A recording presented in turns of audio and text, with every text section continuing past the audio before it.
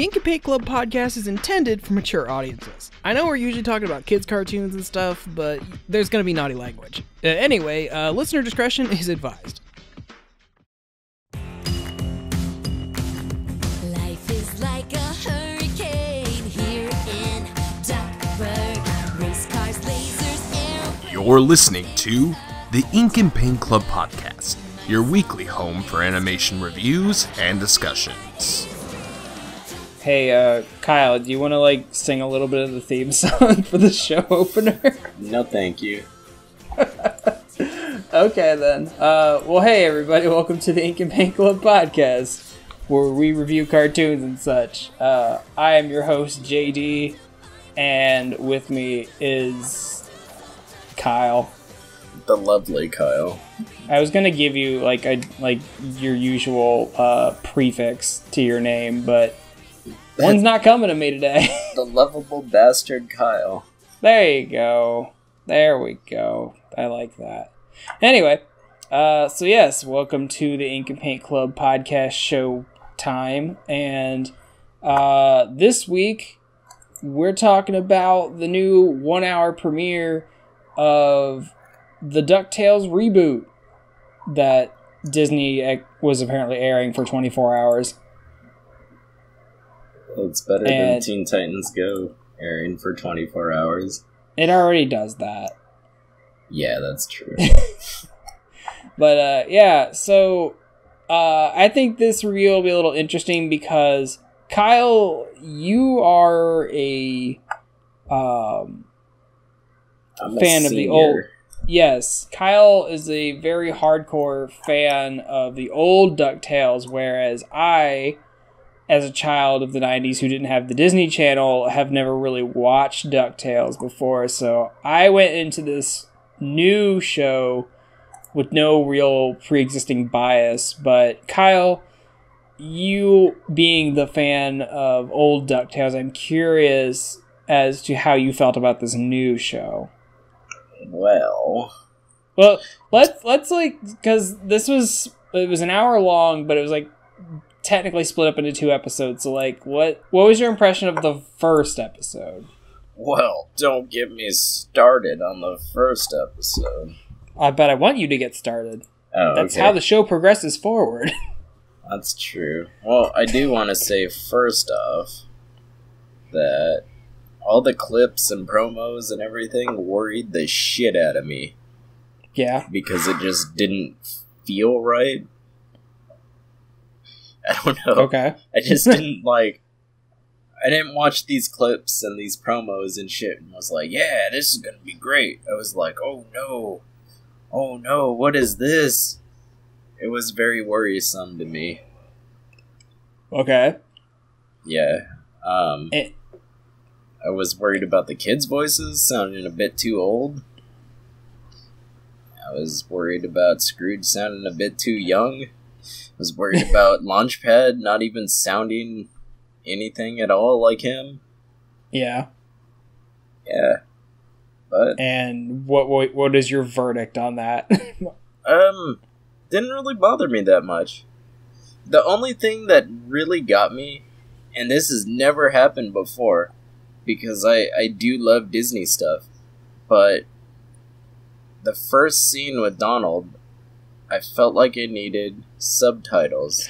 Oh, okay. Yeah, I want to say something to this. Donald, for the entirety of Donald Duck's existence, I've always felt that the voice they've chosen for him is unintelligible 99% of the time. I don't understand him. Even in Kingdom Hearts, where he has subtitles, I don't understand him most of the time.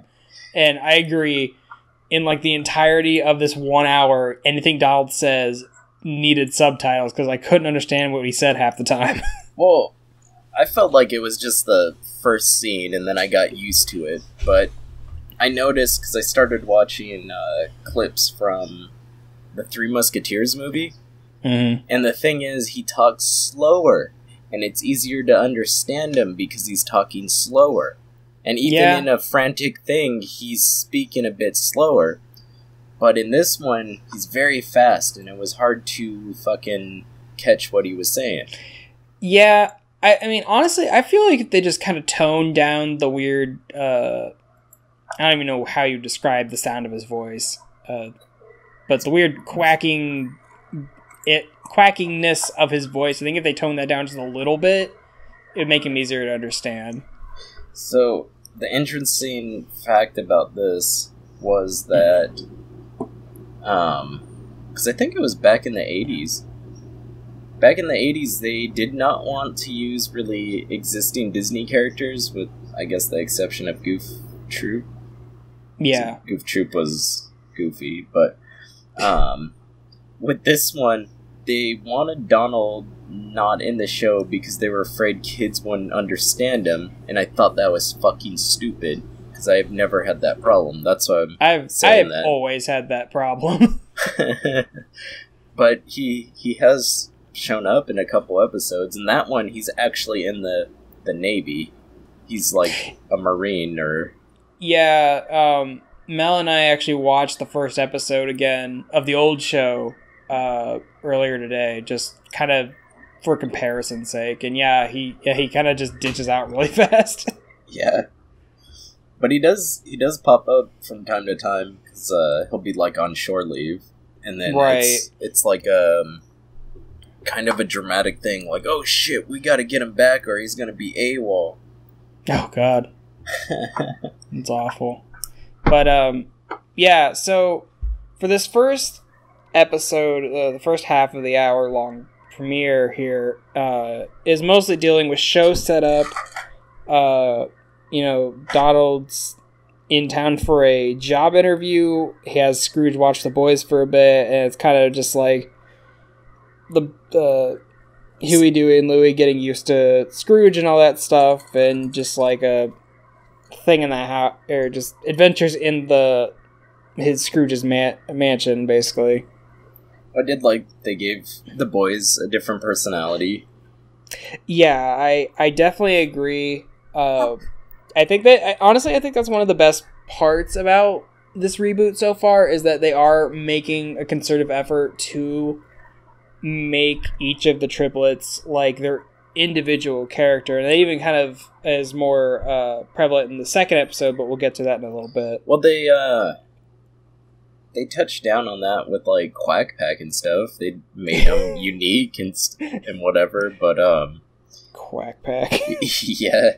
Jesus. But no, I've never had a problem with like Rusty Taylor voicing them. Rusty Taylor does a lot of like the kids' voices in The Simpsons, and I've never had a problem with her doing it. Yeah, I mean, when we were watching the old show earlier today, I mean, the voice isn't what I had the problem with. It's just that the fact that in the old show, the boys basically all had the same personality. Well, that's how it's always been. Well, no, yeah, I'm not saying that what they did was out of line for, what had already been established. I'm just saying is that, they were carrying on the notion that all the boys had the same personality. What I think is funny too is I've seen a lot of people complaining, and I don't know if it's them baiting people, like doing something intentionally to piss people off or whatever, but I've seen a lot of people talk shit about how they've done Webby, and they're saying that just kind of how she's like extreme and like the badass girl and all this stuff. And then they talk shit about the original, but the original is kind of like Jade from Jackie Chan Adventures, where it's like, oh, well, I can do this just as good as these guys can. Like, it wasn't even a gender thing, really. It was mostly like, they would put her down for like being a girl, and then she would be like, well, I'm gonna do this, and then she does. That's how it works. I mean, that was the late 80s, early 90s kind of just, attitude, where it's just like, we were transitioning from that old style of humor where we're like, ew, girls, bleh, and to, girls trying to be competent characters. I don't mind Webby's character so far in this new show. I could definitely see where a lot of people are drawing the comparisons between her and Mabel from Gravity Falls. Well, it doesn't help that they gave her a fucking grappling gun. Yeah. That feels like straight up ripped from that. And the fact that like Kate Micucci and Kristen Shaw kind of sound similar in some aspects. Yeah, screen talking. Yeah, it was kind of funny, like, because I kind of forgot who Kate Micucci was going into it, and then she started talking. It's like, oh, that's Sadie from Steven Universe. Oh, yeah, I don't watch those. So, and then I just heard that for the rest of the show. It's like, oh, this is just that character. Because that's the problem I have with some voice actors or like celebrity voice actors, where they have a very distinct voice and don't have like too much range. I just like if they do one character and I get used to that character, I just associate it more with that character. And if they do another one, it's very off-putting. Like John H. Benjamin doing Coach McGurk, and then Archer, and then John Bob. Benjamin is actually the exception to that rule. Because I feel like John Benjamin puts so much personality into all of his individual characters. The fact that he uses the same voice for all of them does not bother me. I feel the same way with Patrick Warburton doing Sure. Brock Sampson. Like, that's a complete different character from, like, Kronk or something. Right, yeah. Sounds the same. But as far as this one goes, the first episode I liked. It had a nice setup. And I mean, even the beginning shot, I wanted to know more about, like, the stupid background characters. Because they seem interesting. The people shooing away the seagulls, they seem like interesting characters, even though they're fucking background characters. Yeah. So I wanted to ask this because these episodes kind of seem to deal with at least a lot, especially the first one, seem to deal with a lot of supernatural stuff. Because like in this first one, they like summon a headless horse thing, and they summon a ghost pirate and a dragon.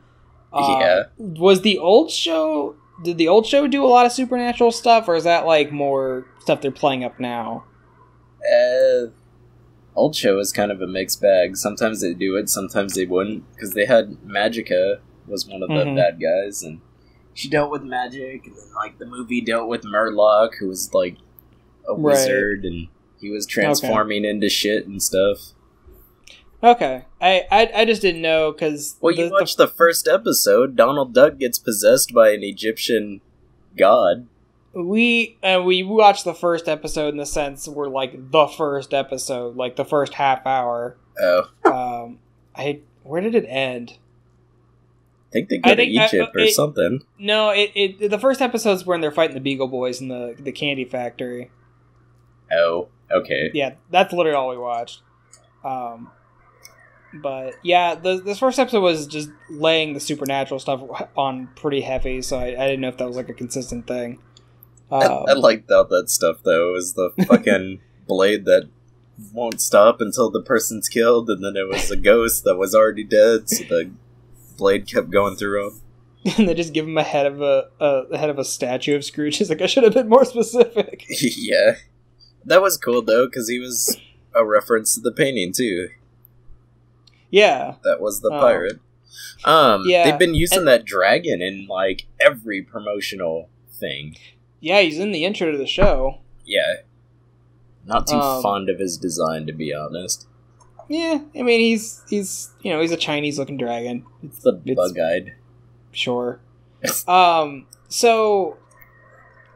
what you were telling me earlier that there's a lot of like little references to stuff because this show is obviously pulling from like every era of DuckTales and like Scrooge comic stuff from the old show to the old comics, and like even during panels and stuff they said they're going to be referencing the video game at some point.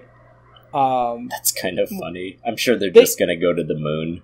Well, I was reading an interview or something, and they were saying, like, some fan asked if they were going to do something relating to the video game, and they said they're going to have a flashback episode where I think they said Von Drake is going to do it. I think because Professor Von Drake. Yeah, Von Drake's supposed to be in the show at some cool. point, but he makes Scrooge the Pogo Cane. Oh, that's awesome. Yeah, so he gets the Pogo Cane from the game, which I think is going to be hilarious whenever they get to that. I'm kind of hoping if they do reference the the game, I do want to see like the Dracula duck, Yeah. because in the show, because the game was supposed to reference the show, and Scrooge made like a fucking convention hall. It was like all these duck monsters came in, and they were like real life duck monsters, and that was supposed to be referenced in the game, the Dracula duck, because he was kind of the leader of those monsters, but he was like a nice guy in the show, but he wasn't in the game. He was a boss. Kind of hoping he'll pop back up or something, but yeah. So as far as those references go, Yeah, you said you'd caught a few of them. yeah, and I only watched it once, so there you go. But, Yeah, there might even be more in the background, for all we know. So when they first show Scrooge, he's like in a board meeting with a bunch of vultures. Yeah. Well, the vultures are like, oh, prophets are, doing this in Spoonerville and St. Canard. And Spoonerville is where Goofy lives in Goof Troop. And St. Canard is Darkwing Duck City. Nice. And then there's when she shows that gigantic serial killer thing. Yeah. The gigantic thing of photos and lines and all this kind of shit. It talks about air pirates, and that was Tailspin's thing. Yeah. I was watching someone else's review of this earlier, and they said that the scene towards the I think they were saying that the scene towards the beginning where they're like hot wiring the boat, they said will be, I forget what the name of the place that Tailspin takes place at. Oh, Cape something? I forget. Yeah. They're saying they were going there. I never watched DuckTales, or sorry, I never watched Tailspin that much. I didn't really care for it, so I don't know that off the top of my head. But the fact that they're making all of these references makes me wonder if like they're making some kind of like Disney Afternoon revival, like maybe like just like a mini connected universe inside of DuckTales, because like I mean they've already said and shown a picture that Darkwing is going to show up at some point. Yeah. So we'll see how that works out. Well, we were talking about that, and I was saying it would be cool if he was like their comic book hero, where every time the kids are reading a comic book, it's like about him, but since they've already established that it's an actual fucking place in their universe, Yeah. it seems like he's going to pop up as that. But they've also talked about Gizmo Duck, who's their like superhero bodyguard type character. He's going to be voiced by the Hamilton guy. Yeah. I don't know anything about that. Like, they're like, oh, it's the person from Parks and Rec. I don't fucking know. I don't watch that, so. Yeah. Yeah, that's kind of relating to that. Like, yeah, the entire cast is more or less like not like huge name celebrities, but celebrities enough. So obviously you got Kate Micucci is Webby. David Tennant from Doctor Who is the new Scrooge, which I think he did pretty well. I don't have a lot of experience with Alan Young being Scrooge outside of like Mickey's Christmas Carol. Oh, that's the thing too. There's a stupid little thing on her little board, and it just says friend or foul, and foul is like an acronym, and that's Darkwing Duck as well. That's funny. Kind of dumb stuff like that. Yeah. But the other voice actors we've got are Danny Pudi, who's from Community, and then I think his name's Ben Schwartz, but he was on Parks and Rec for a off and on. He was in that Randy Cunningham show that Disney XD had for a while back. Oh yeah, I actually kind of like that show because like Jonan Vasquez did all the character designs for it. I have never watched it. I don't know if you'd enjoy it, but I got a few laughs out of it. And then I don't remember the third triplets voice actor. I think he was on SNL for a bit. So there was a big twist at the end of the episode, and I wanted to get your opinion on it. So like the entire episode, there's like this old painting of like Scrooge and Donald fighting a pirate, the ghost pirate guy. And at the end of the episode, I don't remember which one of the triplets lifts up like this folded over part of the painting, and it's got their mom.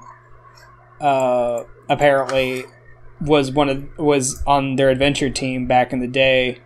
I'm guessing that in the old show they never mention Huey, Dewey, and Louie's parents at all.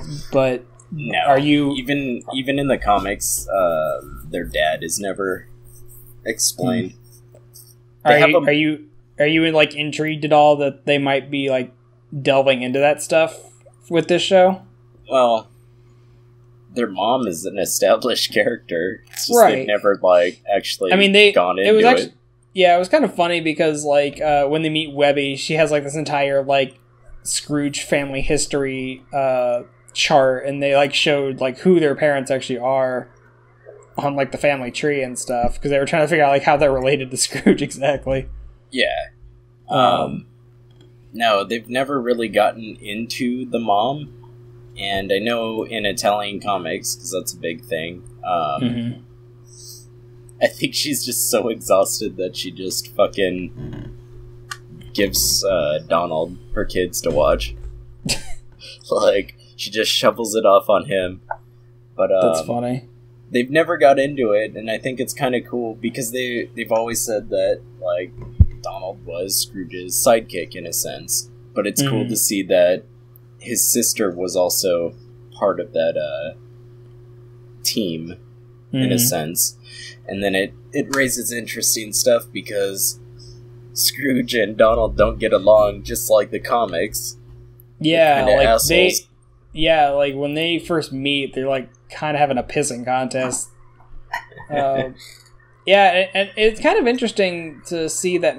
Like, it feels like they're gonna have like an overarching plot for the season, and like things are gonna carry into the next episode and stuff. Yeah. Speaking of next episodes, so the second episode deals with it kind of carries. Yeah, they're gonna go find the lost city of Atlantis, and I feel there was missed opportunities to make Atlantis the Lost Empire jokes, which I don't think they made any. No. They did make an Aladdin reference in the first episode, but you know, They did? yeah, there was it might have been like the DuckTales movie, but there was a part where they're going through the shit in the garage and they pull a lamp, like a genie lamp. That could have been from the movie. It might have been from the movie, but it looked more in the shape of like the lamp from Aladdin. Oh. So who knows? But yeah, so the second episode deals with everybody Fighting traveling to what? Fighting a dragon. They fought the dragon in the first episode. Oh yeah. That's the end of it. Well, but no, the second one, I thought that's second what you one- were saying. oh. But the second episode, it carries over like a subplot from the first episode, and they set out to find Atlantis, and it introduces what I've been told is one of the bigger villains from the old show. I don't know if he's like really a villain. He's just kind of his rival. He's an asshole. He really is. But that's Glomgold. And correct me if I'm wrong, like his old design was basically Scrooge with a beard. Yeah. Basically. Yeah, I don't. There's nothing against the older design, but I kind of like that they made him like short and fat this time, so it kind of makes him look a little different. Well, like in the comics, he actually had hair, which is always fucking weird when they give ducks hair and stuff. I mean, Launchpad has hair. That's true. But He's got a mullet. yeah. But in the cartoon, they just gave him a big gray beard. Yeah. But that's the thing. They say that he's South African, and they didn't want to offend anybody in the original thing. Yeah. So I guess something big was going down at that time in South Apartheid. Africa. Well, yeah. Didn't want to say anything, but yeah. But But they said they didn't want to offend anyone, so they just made him Scottish as well. And then in this new one, I guess he actually is South African, and he's just pretending to be Scottish. So he's got like he's got a fake accent in this new one. Because I just remember the beginning of the episode where he was like just yelling about he was going to be richer and more Scottish than Scrooge was. Like, okay, because he wears a kilt. Yeah, he wears a kilt and has like a more Scottish sounding name. It's like, all right, that's cool, I guess. Yeah. So how did you feel about this version of Glomgold compared to the old version? Well, like I said before, you just see still images and you don't see anything else. Mm-hmm. It like worried me because you look at his character's design, he's a fucking triangle. Yeah. And it just kind of worried me, but no, I like what they're doing with him. He's cool. Do you know who voices him? Is it Eric Balza? I don't know who's voicing him. There's a lot of the voice cast I wasn't familiar with. This is Keith Ferguson. Oh, okay. So he's Blue Kazoo. He is Blue Kazoo. Okay. Yeah, I thought he was kind of a cool villain, kind of like an anti-Scrooge, basically. Again, I don't have any knowledge of the old version, but I like this version. He's kind of, I like him. I could see him coming back. I like the whole thing where, kind of lying to each other, and then they find out because Donald's working for him. That was the job he applied for, and then he also has a bunch of mercenaries. There's something Ariad asked was if there was other animals in their universe. Yeah. And it's like, well, yeah, there's dogs, because they were in the unemployment office, the dogs, and then it's like whatever that weird bird lady is with the sword. She looks like kind of like a pigeon or something. Something. And then some there's some kind of predatory bird or something. There's like fucking wolves in there. Yeah. So, I mean, there's obviously other animal characters in this universe. But see, the original one, I don't remember seeing any in this cartoon, but the original one had pigs, and pigs were a big thing. So I don't know. Yeah. So yeah, maybe we'll get some more variety as the show goes on. But I liked it. They just fucked around, and that was kind of built the bond between, I want to say, Dewey and Scrooge. Yeah, because that's one of the things I want to talk about in relation to like how they're making an effort to make sure each of the triplets have like an individual personality. So like the second episode deals with like Dewey, who's kind of like the middle child, kind of feels like he's getting looked over when it comes to getting attention from Scrooge and all that stuff. So he's like acting out and being kind of an asshole, really. And like they're like he doesn't even know your name. It's like Sonny Lad. Yeah, he's like Huey, Louie, the other one. Yeah. Yeah, they got a lot of mileage out of that joke.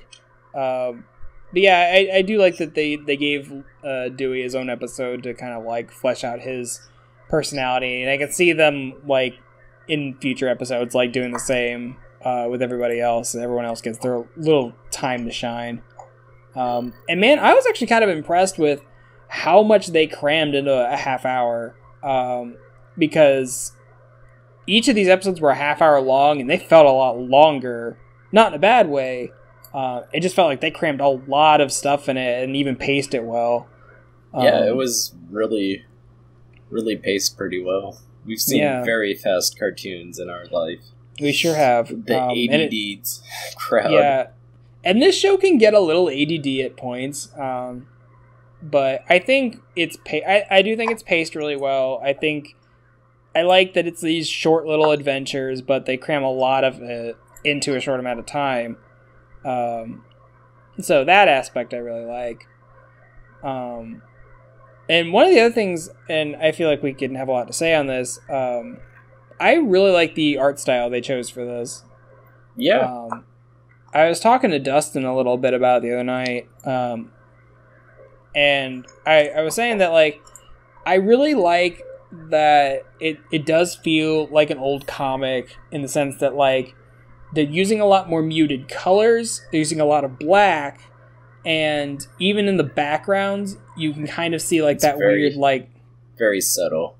Yeah, it's very subtle, but you can see, like, those dots you used to see in old comics, in the backgrounds. I noticed when she opened up the air vent, it had the dots. Yeah, in the air vent. Yeah, I first noticed when they were going to the front door of the mansion. I could see it on the bushes outside. Okay. So that's cool. I mean, I like... Because when you watch the intro for it, they're, like, jumping through comic panels and stuff, which that's a cool aesthetic. I'm glad they didn't carry that aesthetic over to the show where it's, like, scene transitions are, like you go from one comic panel to another, and that's a scene transition. I'm glad they didn't go that route, because I think that would have gotten annoying kind of fast. Yeah. But character design-wise, I like what they're doing. I like... Because the way I draw is very angular and sharp, and that's kind of what they went for with this version too. Everyone's kind of blocky a little bit. Sometimes it works for me, and sometimes it doesn't. Because the squared beaks kind of doesn't look right sometimes at some angles. Yeah, it can be a little hit or miss. For me personally, I think it works more than it doesn't. Yeah. What else did you like about it, Kyle? I like Launchpad. I'm a pilot. I like that was their running joke. He just kept saying that, and they're like, when the fuck would he say he's a pilot?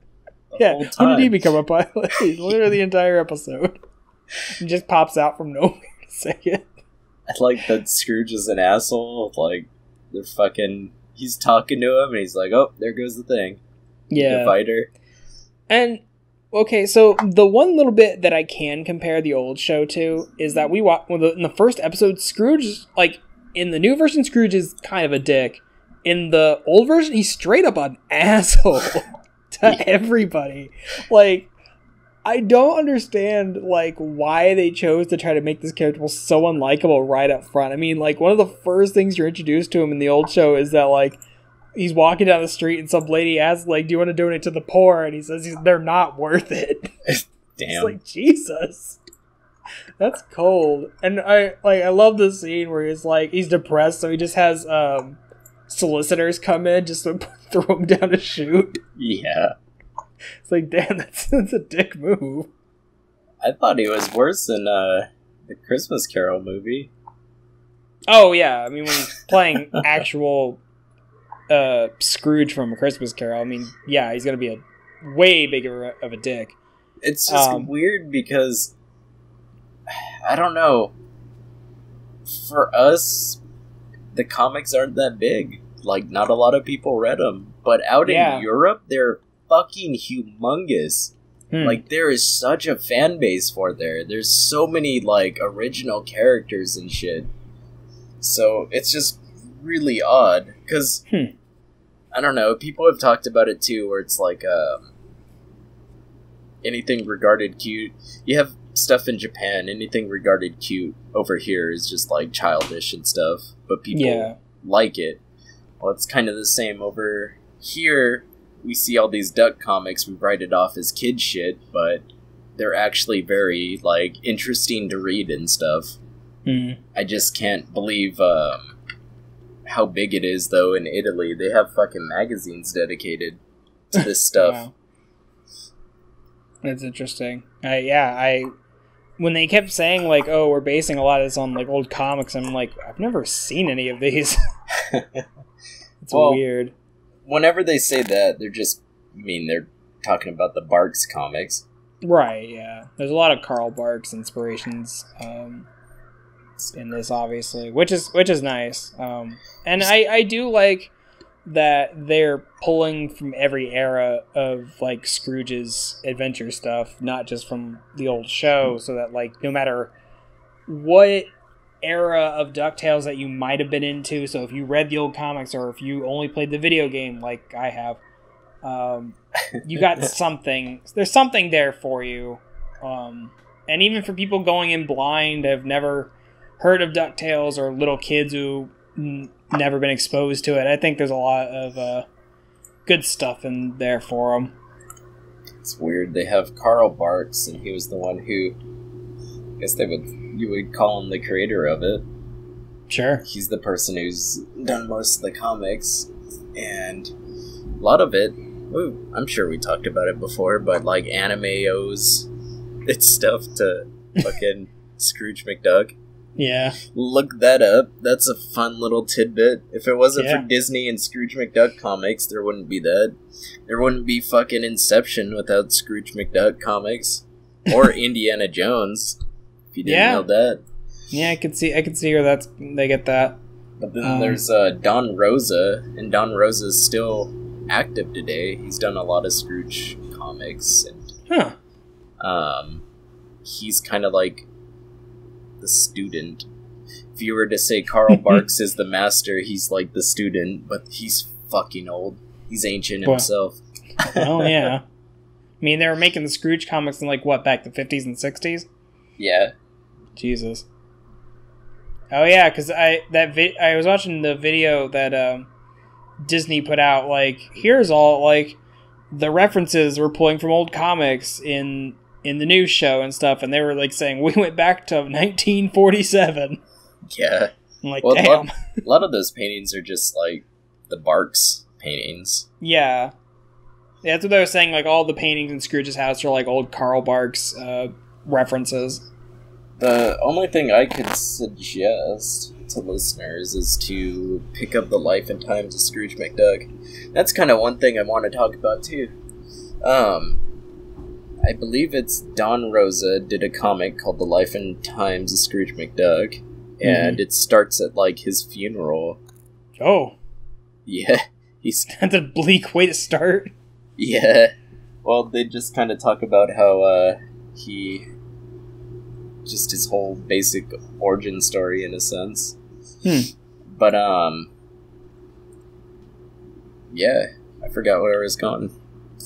I don't know, but that does sound interesting. I might want to check that out.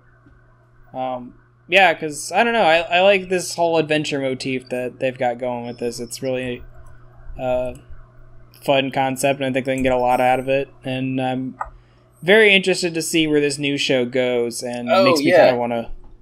That's what I wanted to talk about. So the thing is, it's well known that Scrooge was alive during the time of the Gold Rush, because even one of the characters introduced is around the Gold Rush. So it's like, is that going to be a plot point that they're going to bring up? Is how is he still alive? Yeah. When the Gold Rush was like in 1890 something. Yeah. I don't imagine in this show they'll get too deep into like timeline stuff. I guess another question I have is, like, in the old show, did like Scrooge have a bunch of businesses that he oversaw, or was it just like he literally like owned the town? Of it. Yeah. Okay. Because he has like just like they said in the end where he's got like his own power company. He had like a ice cream factory and like a candy factory and all this stuff. Okay, that's what I was wondering, because when you're saying that at the end is like, well, we found this jewel in Atlantis that can power the city for 50 years, and the power company that I own will take care of it. And I'm like, okay, I guess that's a thing. Yeah, he owns like all of it. I didn't know if he just he just owned the power company and that's why he was rich, or if he just like owned a bunch of stuff. No, he's got like a shitload of businesses and stuff. Yeah. So, is there anything you're particularly hoping for going forward in this show? Well, it's like I do want to see Magica. I really want to see her, see what they did with her design. And because June Foray died, I kind of want to see if they bring justice to that, because it's kind of hard to replace right there. Yeah, I think they've done pretty well with the voice casting in this, so I'm sure if and when they bring her back. Because the DuckTales creators have said is like, if you had a fan favorite character, chances are they'll make an appearance at some point. Well, I think Barks said that he intentionally designed her to be quote-unquote sexy, so I'm wondering if they're going to keep up with her design or not. I don't think she's sexy at all. She's a fucking duck. Yeah, who knows, man? Furries are weird. So yeah, with that, I'm kind of interested with that. I'm interested in what they're doing with, their butler, Duckworth. Yeah, where's Duckworth? Where is he? Well, people are speculating that he's going to be a Beagle Boy, like that'd be funny. A defected Beagle Boy, because they're like, oh, he's in the title sequence, and it's like, well, you just see bad guys in there, but there's a Beagle Boy that has like boxing gloves on. He looks absolutely different from everybody else, so they're thinking it might be him. Huh. I saw a theory going around, and I think it's absolutely bullshit, is that there's these two characters sitting in the waiting room where Donald's waiting to do his interview. That already. Yeah. I saw a theory video on that. I was like, no. Yeah, it was the same video. They were trying to postulate that the girl sitting next to him was Roxanne from the Goofy movie. I'm like, no. I don't think they would even like reference that. No. It's too out of their wheelhouse for that. Because, I mean, if you watch, like, the other movies and stuff, Max isn't even with her anymore. That's such an obscure reference now. I know. But it burnt so many furries. Yeah, it Jesus sure did. Christ. But they're just saying it might be a Beagle Boy, which, I don't know. They kept saying throughout the whole episode that, Beakley's not his secretary and stuff, so it's gonna be obvious that that's what he is gonna be their secretary or something. Yeah, something. Yeah, because that was kind of like what's confusing to me. Is like he has a butler and a cleaning lady, because isn't that what the butler does? So in the original one, she was more their nanny, but in this one, she's like doing everything. Gotcha. That's why it's like he's gonna hire help. Oh, okay. Well, that'll be interesting to see what they do with that. But yeah, overall, I think this is a good start for this new show, and I am very curious to see what it does going forward. I enjoyed it immensely, and I was extremely worried. Well, good. I'm glad your worries were put to rest. Yeah. As a longtime fan of the Ducks. Well, I got animation cells and shit. I got comic books, man. You're love them. You're way deep into the DuckTale stuff.